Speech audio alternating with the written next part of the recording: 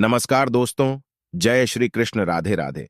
हर हर महादेव। दोस्तों, मुफ्त का धन क्यों नहीं फलता है? मुक्त का धन खाने वाले को भगवान दुख क्यों देते हैं? कहते हैं कि दोस्तों, मुफ्त का पैसा कभी नहीं फलता है। मित्रों, एक कहावत है कि पानी का पैसा पानी में ही चला जाता है। जिस धन को कमाने में आदमी की स्वयं की मेहनत ना लगी हो, वह धन मनुष्य को कभी सुख नहीं दे सकता। आखिर मुफ्त का पैसा क्यों नहीं फलता है? आइए इस मार्मिक कहानी के द्वारा समझते हैं। दोस्तों, किसी देश में एक राजा रहता था। राजा अपनी प्रजा के दुख सुख को लेकर बहुत गंभीर रहता था। उसने एक दिन पढ़ा कि जो मनुष्य विपत्ति आने से पहले ही उसका उपाय कर लेता है, वो सदा सुख से रहता है, और जो हाथ पर हाथ रखे बैठा रहता है, वो विपत्ति आने पर अपना बचाव नहीं कर पाता है और मारा जाता है। बुद्धिमान पुरुष हमेशा आने वाली घटनाओं के बारे में पहले से ही विचार करके सावधान हो जाते हैं। उनके जीवन में कभी पछताने का और छाती पीटने का अवसर नहीं आता। दूसरी बात, भय और खुशी के मौके पर जो धैर्यपूर्वक सोचता है, उसके जीवन में भी कभी पछताने का अवसर नहीं आता। कहते हैं, जो पुरुष क्रोध और हर्ष को ज्ञानपूर्वक रोक लेता है, विपत्ति आने पर जो घबराता नहीं, वही व्यक्ति सुख से रहता है। राजा ने सोचा कि यदि वो विद्वानों के माध्यम से भविष्य में घटने वाली घटनाओं के बारे में पहले से जान लेगा, तो उनसे बचने का उपाय पहले से पहले करके रख लेगा। इससे बड़ा लाभ होगा, और इससे ना तो उसका और उसकी प्रजा का धन बर्बाद होगा और ना कोई जनहानि होगी। यही सोचकर राजा ने अपने पूरे राज्य में घोषणा करवा दी कि जो विद्वान भविष्य में आने वाली घटनाओं से मुझे पहले आगाह करेगा और उसकी बात यदि सच निकलती है, तो उसे मैं बहुत सारा धन दूंगा। राजा की घोषणा सुनकर अब तो एक से एक विद्वान पंडित ज्योतिषी दरबार में आकर भविष्य में आने वाली आपदाओं से अवगत कराने लगे। राजा उनकी भविष्यवाणी सुनकर उन आपदाओं से बचने का प्रबंध पहले ही करके रख लेता। जिस किसी की बात सच निकलती थी, राजा उसे बहुत सारा इनाम दिया करता था। इस प्रकार से राजा का नुकसान बहुत कम और फायदा अधिक होता था। इसीलिए तो कहते हैं, दूरदृष्टता व्यक्ति, दूर तक की सोचकर चलने वाला व्यक्ति कभी विपत्ति नहीं देखता है। मित्रों, उसी नगर में एक बहुत ही गरीब आदमी रहता था। वो बहुत ही बदहाली का जीवन जी रहा था। एक दिन उसकी पत्नी ने कहा, अजी, तुम भी राजा के दरबार में जाकर क्यों ना कोई भविष्यवाणी कर दो। संयोग से यदि वो सच साबित हुई तो राजा हमें बहुत सारा धन देंगे, जिससे हमारी गरीबी दूर हो जाएगी। पति बोला, अरे भाग्यवान, मैं कौन सा ज्योति हूं जो मेरी बात सच हो जाएगी? यदि मेरी बताई गई बातें झूठी निकली तो राजा मुझे उल्टा दंड देंगे। पत्नी ने कहा, देखिए, भगवान का नाम लेकर आप जाइए तो सही। मेहनत करना, कर्म करना मनुष्य का धर्म है। फल देने वाला तो ईश्वर है। यदि हम कर्म ही नहीं करेंगे, प्रयास ही नहीं करेंगे, तो भगवान हमें यूं ही थोड़े ही दे देंगे। मित्रों, पत्नी के बार बार जिद करने पर वो गरीब आदमी राजा के पास जाने को तैयार हो गया। वो सोचता हुआ चल दिया कि मैं राजा से क्या कहूंगा। पत्नी ने तो जिद करके मुझे भेज दिया है। चलते चलते दोपहर हो गया। थक हार कर वो एक पेड़ के नीचे बैठकर विश्राम करने लगा। चिंता से वो बहुत उदास था। संयोग से उसी पेड़ की जड़ में एक इच्छाधारी नाग रहता था। नाग ने जब उस गरीब आदमी को अत्यंत दुखी देखा तो वो अपने बिल से निकल आया। सांप को देखकर गरीब आदमी घबरा गया। वो वहां से उठकर भागने को हुआ तो वो सर्प मनुष्यों की तरह बोलता हुआ बोला, अरे भाई, मुझसे डरो मत। मैं आपको कोई हानि नहीं पहुंचाऊंगा। मैं तो आपकी मदद करने आया हूं। बताओ, तुम कहां जा रहे हो और किस बात को लेकर दुखी हो? तब वो आदमी बोला है, नागराज, मैं बड़ा ही गरीब आदमी हूं। यहां का राजा सच्ची भविष्यवाणी करने वाले को बहुत इनाम देता है। मेरी पत्नी ने मुझे हट करके राजा के पास भेजा है कि तुम भी कोई बात भविष्य की बताना। मैंने उससे कहा भी था कि मैं अनपढ़ गंवार व्यक्ति भला क्या बता सकता हूं, तो कह रही थी कि भगवान आपकी मदद जरूर करेंगे। भगवान भला मेरी मदद करने क्यों आएंगे? मैं इसी बात को लेकर बड़ा दुखी हूं। राजा को मैं किस बात से आगाह करूंगा? तब वो इच्छाधारी नाग कहता है, हे मनुष्य, तुम चिंता ना करो और तुम निडर होकर राजा के पास जाओ और राजा के सामने ये भविष्यवाणी करना कि कुछ समय बाद आपकी राज्य में भयंकर आग लगने वाली है।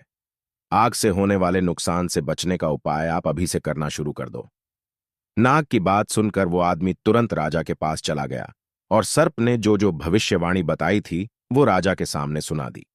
राजा ने तत्काल उसी बात पर विचार किया और जगह जगह छोटे छोटे तालाब को दबाकर उनमें पानी भरवा दिया। आग से निबटने की राजा ने पूरी तैयारी कर ली थी। कुछ समय उपरांत उस गरीब आदमी की बात बिल्कुल सच हो गई। रात में भयंकर आग लग गई। राजा की तैयारी पहले से थी, इसलिए आग पर काबू पा लिया और भारी नुकसान होने से बच गया। राजा बड़ा खुश हुआ। उसने उस गरीब आदमी को दरबार में बुलवाकर सबके सामने उसे सम्मानित किया और बहुत बड़ी धनराशि उसे इनाम में दी। राजा ने सहानुभूति प्रकट करते हुए कहा कि मनुष्य तुम्हारी और कोई जरूरत हो तो हमसे निसंकोच होकर कह सकते हैं। गरीब आदमी ने सोचा कि अब तो मुझे बहुत धन प्राप्त हुआ है। अगर राजा को किसी दिन पता चल गया कि यह भविष्यवाणी मैंने नहीं उस सर्प ने की थी, तो राजा मुझसे यह धन भी छीन लेगा और मुझे दंड भी देगा। क्यों ना राजा की सहायता से उस सर्प को ही मरवा डालूं? यही सोचकर उस आदमी ने राजा से कहा, महाराज, यदि आप और मुझे कुछ देना चाहते हैं, कुछ मेरी मदद करना चाहते हैं, तो कुछ मजदूरों को लकड़ियों का गट्ठर लेकर मेरे साथ भेज दीजिए। राजा ने तत्काल कुछ मजदूरों को उस आदमी के साथ भेज दिया। उस आदमी ने उसी पेड़ के पास जाकर कहा कि यहां एक सर्प का बिल है। भविष्य में और कोई अनहोनी ना हो, इसीलिए सर्प को आग लगाकर खत्म कर दो। राजा के नौकरों ने सारी लकड़ी सर्प के बिल के ऊपर रखकर आग लगा दी। उसने सोचा सर्प तो आग से जल ही गया होगा। राजा से इनाम में खूब सारा धन मिला था, इसलिए उस धन को पानी की तरह बहाने लगा, व्यर्थ के काम करने लगा। अधिक धन के चलते उसमें बहुत सारे अवगुण उत्पन्न हो गए, क्योंकि कहते हैं जिस धन को कमाने में आदमी की स्वयं की मेहनत नहीं लगती है, आदमी उसे व्यर्थ के कामों में अधिक खर्च करता है, उसका ठीक से उपयोग नहीं कर पाता। राजा से प्राप्त हुआ धन थोड़े ही दिन चल पाया और उसके बाद फिर उसकी वही हालत हो गई है जो पहले थी। धन खर्च होने वह फिर से दुखी रहने लगा। एक दिन उसकी पत्नी ने उसे फिर राजा के दरबार में जाने को कहा। वह आदमी फिर चिंता में पड़ गया कि पिछली बार तो सर्प ने मुझे बता दिया था, अब तो उसे भी मैंने मार डाला। अब राजा से क्या कहूंगा? उसकी पत्नी बार बार उसे जाने को मजबूर कर रही थी। पत्नी के कहने पर वह फिर राजा के पास चल पड़ा था। चलते चलते रास्ते में आराम के लिए पेड़ के नीचे बैठ गया। संयोग से मित्रों, वही सर्प उसके सामने प्रकट हुआ। सर्प को देखकर वह आदमी डर गया। उसने समझ लिया कि अब सर्प मुझे जीवित नहीं छोड़ेगा। मैंने इसके साथ अच्छा व्यवहार नहीं किया।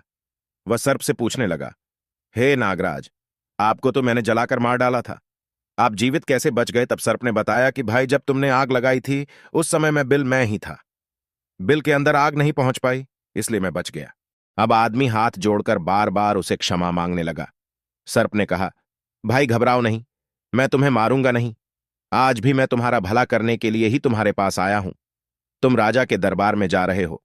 इस बार तुम राजा से कहना कि राजा साहब, इस वर्ष अधिक वर्षा होने के कारण राज्य में बाढ़ का संकट आ सकता है।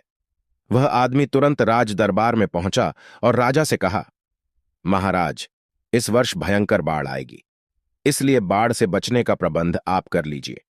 राजा ने बाढ़ की बात सुनकर तुरंत राज्य में घोषणा करवा दी। सब लोगों ने बाढ़ से बचने का अपना अपना प्रबंध कर लिया। राजा ने कई नदियों का निर्माण करवा दिया, जिससे बाढ़ का पानी नदियों से होकर निकल जाए। इधर जब बाढ़ आई तो राजा तो पहले से ही बाढ़ से बचने का उपाय किए बैठे थे। उस बाढ़ में किसी तरह का कोई नुकसान नहीं हो पाया। राजा को अब उस आदमी पर और भी अधिक विश्वास हो गया था। राजा ने पुण्य उसे भरे दरबार में सम्मानित किया और खूब सारा धन भेंट किया और पूछा, भाई, हम आपकी और क्या सेवा कर सकते हैं? उस आदमी ने सोचा कि राजा ने सम्मान तो मेरा कर दिया, जब इसे पता चलेगा कि वह भविष्यवाणी मेरी नहीं थी, उस सर्प की थी, तो राजा मुझे बहुत दंड देगा। यदि उस सर्प को नहीं मारा गया तो मेरा यह भेद कभी ना कभी तो खुल ही जाएगा। उसने राजा से आग्रह किया, महाराज, वह अपने कुछ नौकरों को खौलता हुआ तेल लेकर मेरे साथ भेज दीजिए। राजा ने तुरंत मजदूरों को आदेश दे दिया। एक कड़ाही में तेल गर्म किया गया और वह खोलता हुआ गर्म तेल उस सर्प के बिल में डलवा दिया। उसने सोचा कि गर्म तेल के कारण सर्प तो मर ही जाएगा। वो राजा से प्राप्त धन लेकर अपने घर चला गया। कुछ ही दिनों में उसने उस धन को भी उड़ा दिया था। तीसरी बार जब उसकी फिर वही हालत हो गई तो उसकी पत्नी ने उसे फिर राजा के पास जाने को बोला। इस बार उसे फिर चिंता हुई कि वह राजा से क्या कहेगा। पहले की तरह वो फिर एक वृक्ष के नीचे बैठकर विश्राम कर रहा था। अचानक से वही सर्प फिर प्रकट हो गया। उसी सर्प को अपने सामने पाकर वह आदमी समझ गया कि मैंने 2 बार इसके साथ विश्वासघात किया है, अब यह मुझे नहीं छोड़ेगा। वो डरकर भागने लगा। उसी समय सर्प ने उससे कहा, भाई, मुझसे डरकर मत भागो। मैं तुम्हें नहीं काटूंगा। मैं तुम्हारी मदद करने आया हूं। वह आदमी ठहरकर सर्प की बात ध्यान से सुनने लगा था। सर्प ने सोचा, ऐसे व्यक्ति का जीवित रहना समाज के लिए विपत्ति में झोंकना है जो इंसान अपना हित करने वाले के साथ विश्वासघात करता है। वह कदापि क्षमा की योग्य नहीं होता। सर्प ने उस इंसान को सबक सिखाने का मन बना लिया था। उसने सोचा, मैं इसे राजा से ही दंडित करवाऊंगा। और सर्प ने कहा, इस बार राजा के सम्मुख यह भविष्यवाणी करना कि महाराज, इस बार राज्य पर बहुत बड़ा संकट आने वाला है। दूसरे देश का राजा अपनी भारी सेना के साथ आपके राज्य पर चढ़ाई करेगा। यह भविष्यवाणी सुनकर राजा तुरंत सतर्क हो गया। उसने अस्त्रों की खरीदारी शुरू कर दी, लाखों सैनिकों की भर्ती सेना में कर डाली और पूरी फौज को चारों तरफ लगाकर सतर्क रहने का आदेश दे दिया। इस वर्ष किसी तरह का कहीं से कोई आक्रमण नहीं हुआ। उस आदमी ने 1 वर्ष का समय दिया था। 1 वर्ष में अरबों का खर्च राजा ने सेना और हथियारों पर कर दिया। यह देखकर राजा को उस आदमी पर बड़ा गुस्सा आया। राजा ने उसे तुरंत दरबार में बुलाया और उससे पूछा कि इस बार उसकी भविष्यवाणी झूठी क्यों हो गई। सच सच बताना।